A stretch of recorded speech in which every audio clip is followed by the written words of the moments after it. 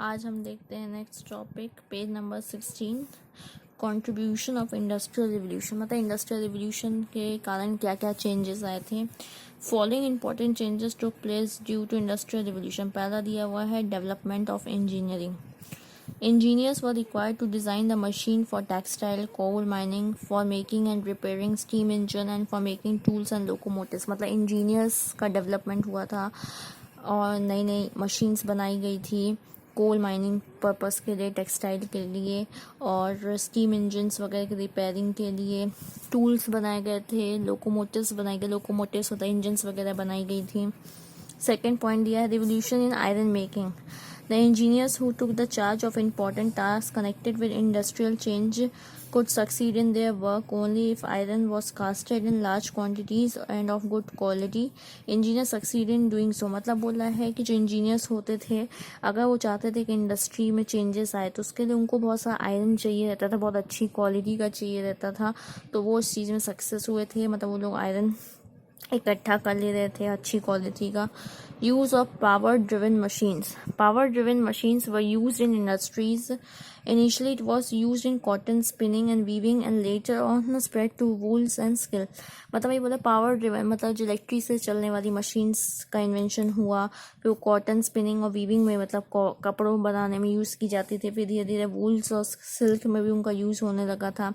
The invention of power driven train, फिर धीरे धीरे ट्रेन्स भी डेवलप होने लगी। Broad boom in transport industry, जो ट्रांसपोर्ट में भी बहुत ज़्यादा सुधार आ गया था। For now heavy goods in bulk can be transferred from one place to another. इससे क्या होने लगा, जब ट्रेन डेवलप हो गई तो एक जगह से दूसरी जगह हैवी सामान ले जाने में आसानी होने लगी थी। It was pollution free unlike coal and diesel engine. तो जो इलेक्ट्रिक से चलने वाली जो ट्रेनें थी, इंजन्स थी, तो उसमें ज़्यादा पॉल्यूशन भी नहीं होता था। Rise of chemical industry. The use of power-driven machine in textile mills helped in bleaching, dyeing, finishing, printing process of textile outputs and products। पता ये जो machines use होती थी तो ये bleaching मतलब कलर, कपड़ों में कलर चढ़ाने के लिए, उनको पॉलिश करने के लिए, उनमें कुछ बनाने के लिए यूज़ होने लगी थी। Development of coal mining। Coal was required in large quantity to refine pig iron and cast it in the form in which it was needed by the engineer। मतलब कोल का ज़्यादा यूज़ होता था किस लिए, आयरन को कलेक्ट करने में, आयरन को शेप देने में, जैसे इंजीनियर्स को ज़रूरत होता था। It was also needed for generation of steam power generate करने के लिए। Development of coal mining took place. तो ऐसा डेवलपमेंट हुआ कोल माइनिंग का, कोल की खदान ढूंढी गई। फिर दिया हुआ development of means of transport. An effective transport system was required for regular supply of raw material to factories and for distribution of finish product. मतलब रॉ मटेरियल को एक जगह से दूसरी जगह पहुंचाने में ट्रांसपोर्ट का बहुत ज़्यादा हाथ था। ट्रांसपोर्ट सिस्टम बहुत इफेक्टिव था और सामान को भी इधर उधर जो फिनिश प्रोडक्ट बन जाते हैं उनको भी एक जगह से दूसरी जगह ले जाने में बहुत हेल्पफुल था। अब हम नेक्स्ट पेज में आते हैं, page number 17। Produced by the factories and development in the field of means of transport like railways, steamers took place, which is considered the most important gift of industrial revolution। मतलब ये हो गया कि transport facility में बहुत अच्छा सुधार आ गई, सब इंडस्ट्रियल रिवोल्यूशन के कारण था।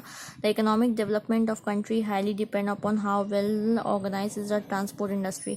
मतलब एक कंट्री का डेवलपमेंट, इकोनॉमिक डेवलपमेंट किस पर डिपेंड करता है कि कितना अच्छा उसकी ट्रांसपोर्ट फैसिलिटी है, ट्रांसपोर्ट इंडस्ट्री है। अब आता है इंडस्ट्रियल रिवोल्यूशन इन इंडिया।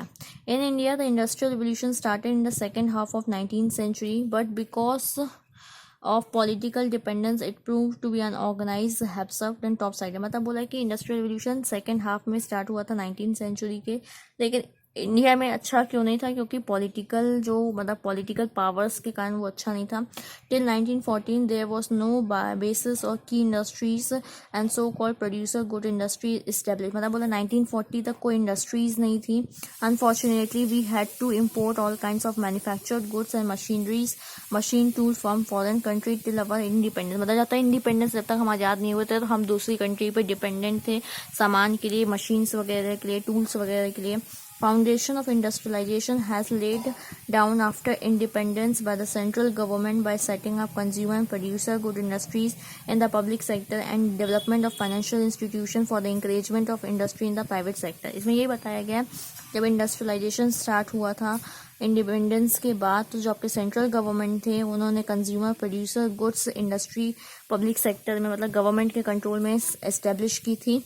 फिर डेवलपमेंट हुआ था बैंक्स वगैरह का, फाइनेंशियल इंस्टीट्यूशन का, जो प्राइवेट बैंक्स को मनी वगैरह प्रोवाइड कराती थी इंडस्ट्री खोलने के लिए।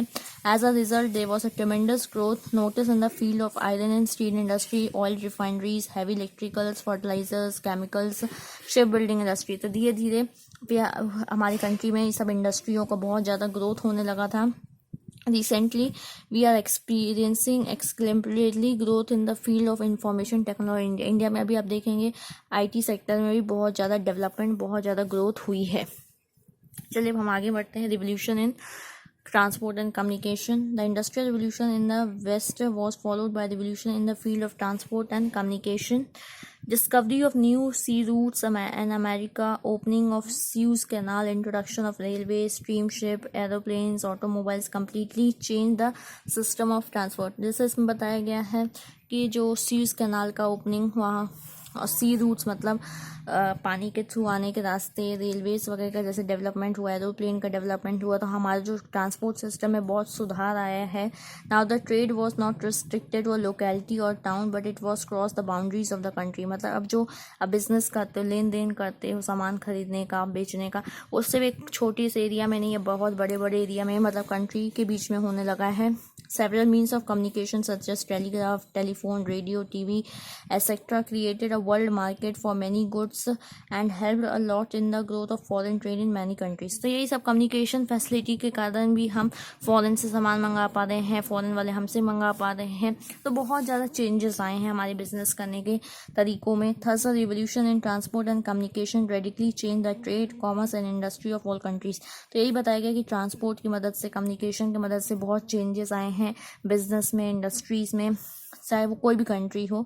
Recent developments in information technology sector, introduction of internet, e commerce, email etcetera has accelerated both national international trade. मतलब अब और जैसे फैसिलिटी मिलने लगे इंटरनेट की, IT सेक्टर में डेवलपमेंट हुआ, ऑनलाइन बिजनेस चलने लगे, तो और ज़्यादा बिजनेस की ग्रोथ हो गई, चाहे वो इंटरनेशनल लेवल पे हो चाहे इंटरनेशनल लेवल पे हो। In present scenario whole world is like a market no matter whether the purchaser and seller is residing in the same country or different country। मतलब वही बताया गया कि इंटरनेट की मदद से, कम्युनिकेशन फैसिलिटी की मदद से मतलब पूरा आजकल बिजनेस करना बहुत इजी हो गया है। हम कोई भी कहीं का भी मंगा सकते हैं, जरूरी नहीं है कि परचेजर और सेलर एक ही कंट्री के होने चाहिए, एक ही जगह के होने चाहिए, हम दूसरे कंट्री में भी सेलिंग अपना बिजनेस चला सकते हैं।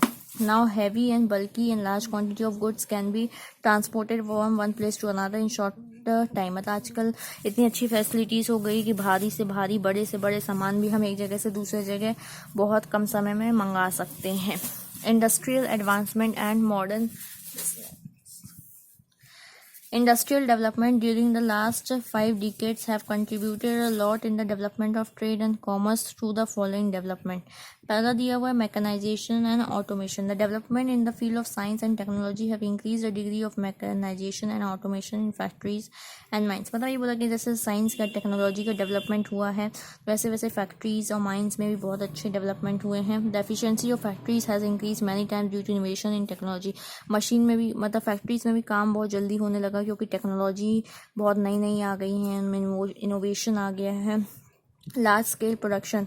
In order to meet the growing demands, large scale production is carried out in modern factories. मतलब आजकल की डिमांड बढ़ गई है तो जो बड़ी बड़ी इंडस्ट्री में बहुत ज़्यादा सामान बनने लगा है। This has reduced the cost of production and goods quality. इससे क्या हुआ है, जो कम रेट में अच्छा से अच्छा सामान मिलने लगा है। Goods are made available to consumer at reasonable price. Customer को सही दाम में प्राइस सामान मिलने लगे हैं। तीसरा पॉइंट दिया specialisation. Division of work and specialisation has taken place. मतलब अब कैसे काम होने लगा है कि जिसको उस चीज़ का नॉलेज हो उसको वो काम दे दिया जाता है। Many industrial units are specialise in the manufacture of small components और पार्ट्स ऑफ डिफरेंट प्रोडक्ट। मतलब आजकल बहुत सारी जो इंडस्ट्रीज़ हैं वो एक एक मतलब चीज़ों में बहुत एक्सपर्ट्स हो गई, स्पेशलाइज्ड हो गई हैं। मतलब वो छोटे छोटे कंपोनेंट्स बनाती है जिससे वो जाके दूसरी कंपनी में अटैच होकर एक बड़ा सी सामान बनता है। Division of work has facilitated to concentrate on limited operation and thus attain specialisation in that work. जैसे क्या हो गया है, बहुत अच्छा काम चलने लगा है। Standardisation, fourth point, if a product has to capture the market और compete with other product and survive for long term then the product should be of standard quality। मतलब अगर आप चाहते हो कि आप कंपटीशन फेस कर सको और मार्केट में रह सको अपने प्रोडक्ट से, तो आपको अच्छे से अच्छी क्वालिटी का प्रोडक्ट सेल करना पड़ेगा। चलिए हम नेक्स्ट पेज में आते हैं, page number 18। Here large scale production of product of standard quality are carried on these days. Standardization brings about uniformity of quality and size and large scale production becomes easy। मतलब ये बताया गया कि अगर अच्छा क्वालिटी का बनाते हो तो लार्ज स्केल ज़्यादा से ज़्यादा सामान बनेगा और बिकेगा। यदि growth of industrial areas, the need of balanced growth of all regions of a country has given rise to the growth of industrial areas. This growth of industrial areas has facilitated ability of raw material, power, access to market, cheaper finance, transport and communications. Producers goods and consumer goods are produced on large scale and sent to the market for its likely disposal। मतलब इसमें यही बताया गया कि हम चाहते हैं कि हमारे जितने भी एरियाज हैं सबका डेवलप हो। इंडस्ट्री आजकल लो जहाँ पे मतलब जहाँ पे कुछ लोगों का काम नहीं है तो वहाँ पे भी डेवलप की जा रही है कि उनको भी काम मिले और रॉ मटेरियल हर जगह से यूज़ में लिया जा सके और फाइनेंस मनी वगैरह भी आसानी से मिल सके, जिससे हम consumer producer goods large scale में बना सकें।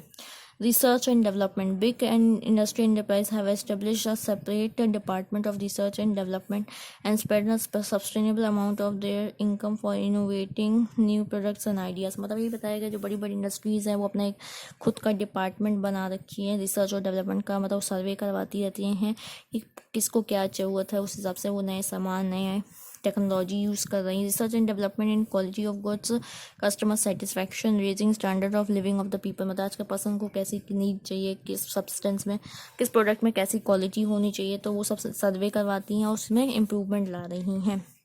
Expansion of international trade, large scale production, standardized of products and improved means of communication have increased the volume of international trade among different countries। अब धीरे धीरे फॉरेन कंट्रीज़ में भी मतलब हमारा सामान जाने लगा है, वहाँ से आने लगा है, क्योंकि अब ट्रांसपोर्ट और कम्युनिकेशन फैसिलिटी बहुत अच्छी हो गई है।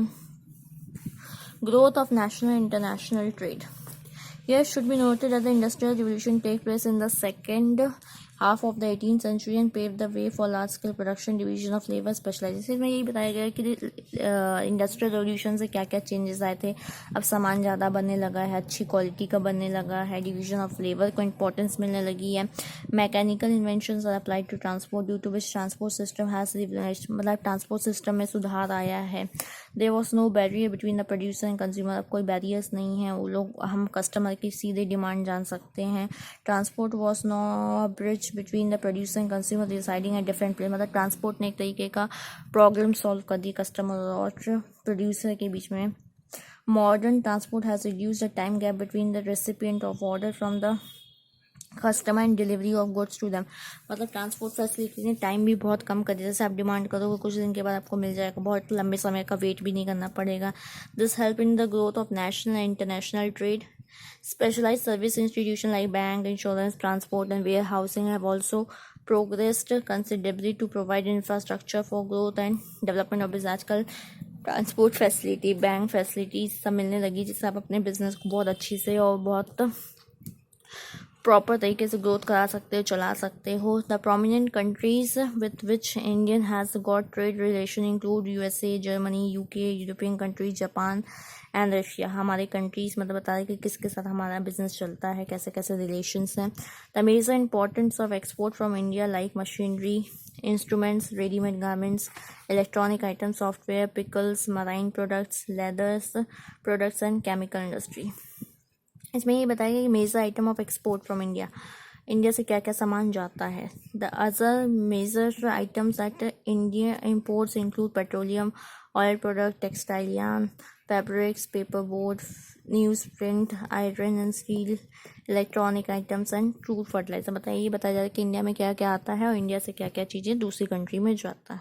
तो ये था कि इंडस्ट्रियल रिवोल्यूशन से कहाँ पे क्या क्या चेंजेस आए हैं, बिजनेस में कैसा ग्रोथ आया है। मतलब बिजनेस पहले भी होता था लेकिन इतना अच्छे तरीके से नहीं होता था जितना अभी होने लगा है चेंजेस के कारण, मॉडर्नाइजेशन रिवोल्यूशन के कारण। अब हम next topic classification business activities कल पढ़ेंगे। Thank you.